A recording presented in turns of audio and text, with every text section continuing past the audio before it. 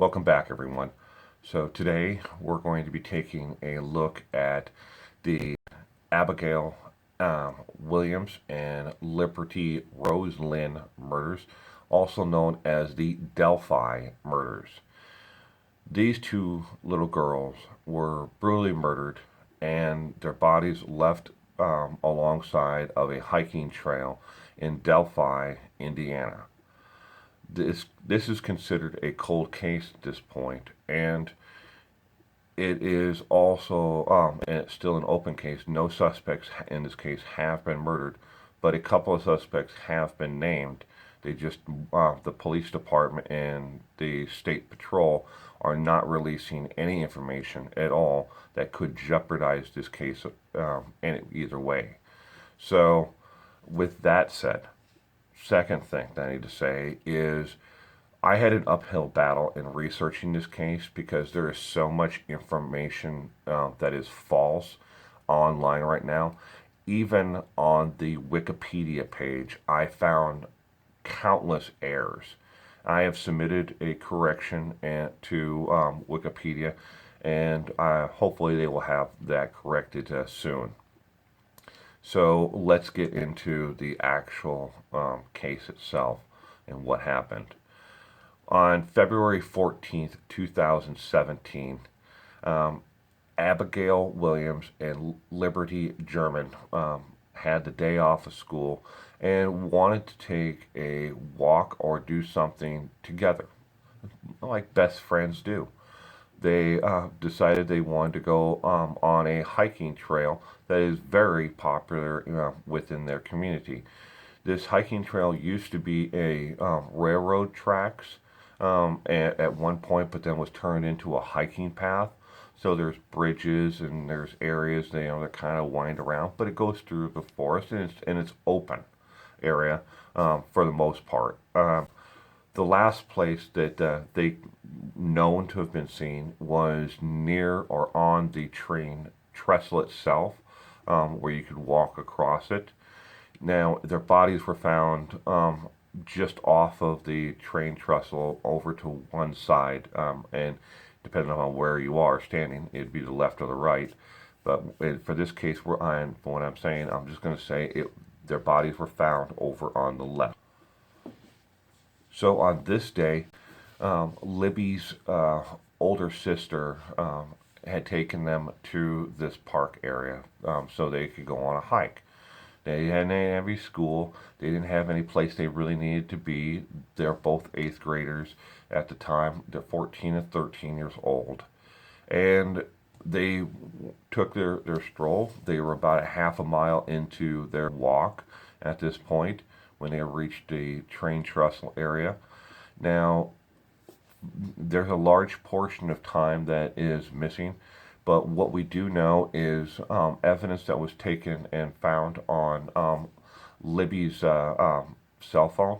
There is a photograph, which I'll put up here, of a gentleman who is walking towards them on the train trestle. And later on, audio was caught on her cell phone of a gentleman. I've used that word loosely, obviously in this case, but a gentleman telling them, get down the hill. And this, when you look at the actual surroundings and where their bodies were found over to the left of the train trestle walking path area, it is down a hill, and it very well may have been the murderer himself telling them to get down the hill. The police department in this case is not releasing information about possible DNA and other physical evidence on either of the girls, nor are they confirming how either one of the two girls were killed. And I know a lot of people have speculated online if either one of the girls were sexually abused prior to their death or after death. But the state patrol in the police department in this case is not releasing that information. They are keeping a very, very tight wraps on that, and depending upon what how you search this online, you will find that there is all kinds of speculation and rumors and people who are reporting to say that they know the facts of this case when, like I said in the beginning, there is so much that is wrong with this case that factually is not supported in any way or form. What is factually supported is that Libby took a photograph of a gentleman. She was scared enough to take a photo of this gentleman walking towards her. We do know factually that an audio recording of a gentleman's voice telling them both to get down a hill is factual. We know that for a fact. It was found on her cell phone. Both of the girls' cell phones were found next to their bodies alongside the hill. The police never released any statement saying that either girl was in any state of undress. Now, in February, when they took this hike, both the girls would have been wearing not winter coats, but they would have been wearing like a medium density coat. Both girls did have their coats on at the time when their bodies were found. They were found the following day, February 15th, by a fellow hiker who was walking down the path and happened to see over to the left, and they were right out in the open. Neither one of their bodies were hidden in any form. They're right out in the open. Are there any suspects in this case? On February 15th, the day that they were actually discovered, the police did release a composite sketch that is based on the photograph and other eyewitness accounts of an individual who somewhat matched this, who was caught seen by other people, and they used a composite of different photographs and video to make this composite photo. So the composite drawing was based on factual evidence in this case. Not only the photograph that Libby took, but the photographs and accounts of other people who were in the area and seen this person either pulling into the parking lot or they saw him walking away from the parking area. So in September of 2017, the police formally named Daniel J. Nations a suspect in this case. Daniel J. Nations was currently being held in jail for a crime in Woodland Park, Colorado. Yes, another tie to Colorado. Don't know what's going on in Colorado, but I'm certainly the heck not going there. But he was later convicted of threatening people with a hatchet who were doing pretty much what these two girls were doing, walking along a hiking trail. And this park, a bicyclist was also fatally shot in the area around where that crime took place. So, did he shoot the bicyclist? Did he threaten both of these girls with a hatchet on this date? We don't know. Again, but something else that needs to be known about Daniel Nations is he is a violent sexual predator. He was currently registered as a sex offender in the state of Indiana where this crime took place. He has several ties to the Delphi area and surrounding areas. So the pieces of the puzzle started to line up in this case with Mr. Nations.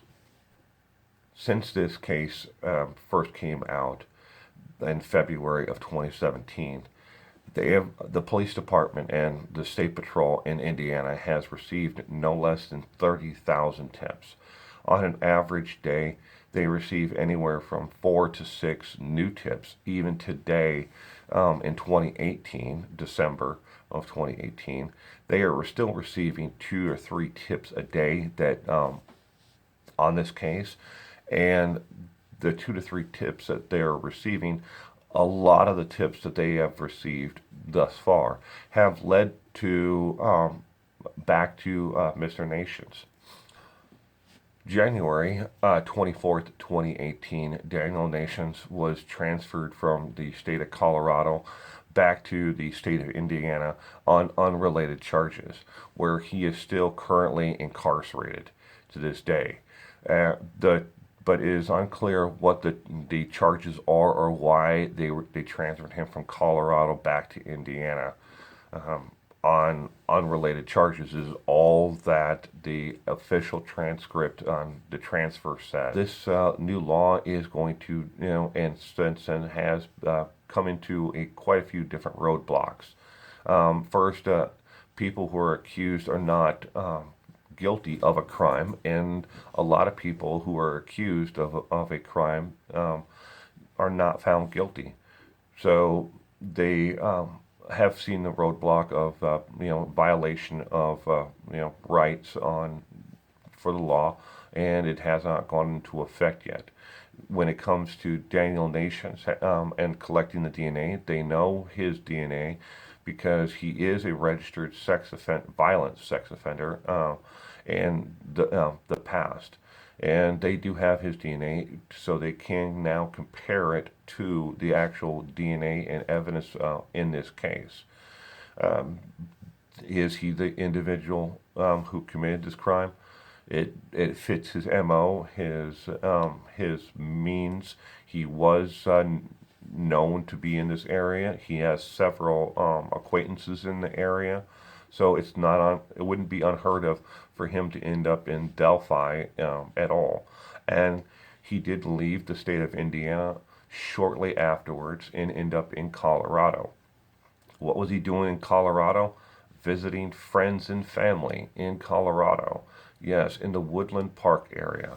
Now, Woodland Park, if you look at it on the map, you will see several different cities that are surrounding it, and it's kind of eerie when you look at it, because the area of Woodland Park is also connected to several other cases of a child who was either abducted or attempted to be abducted. And in those cases, a gentleman who is the same body build as Daniel, may have been that person in those cases, but they haven't said either way, the police, if he is the person.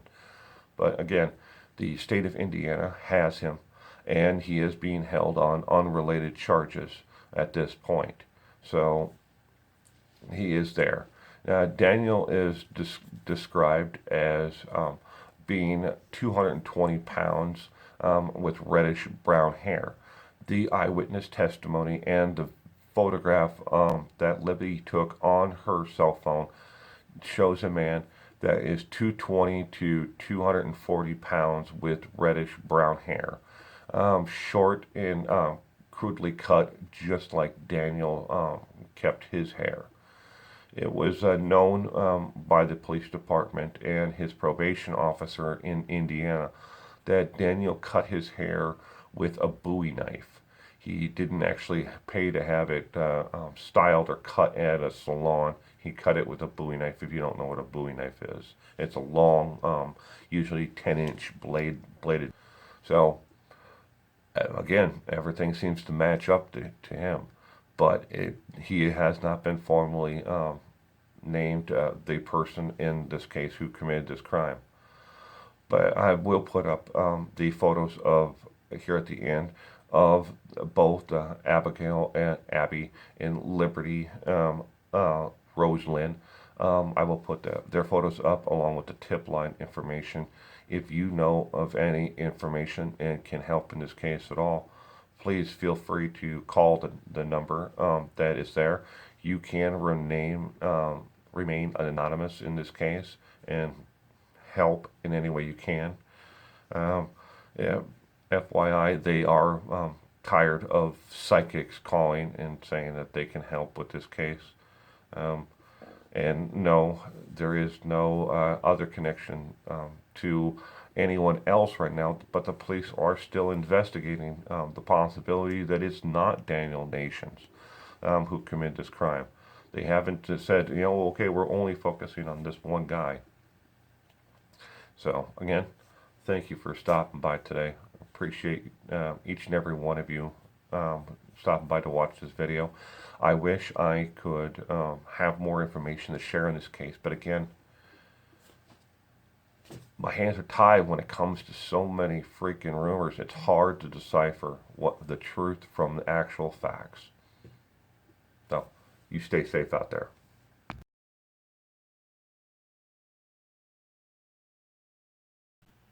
And again, you stay safe out there. Hey, how you doing? Didn't see you sitting there.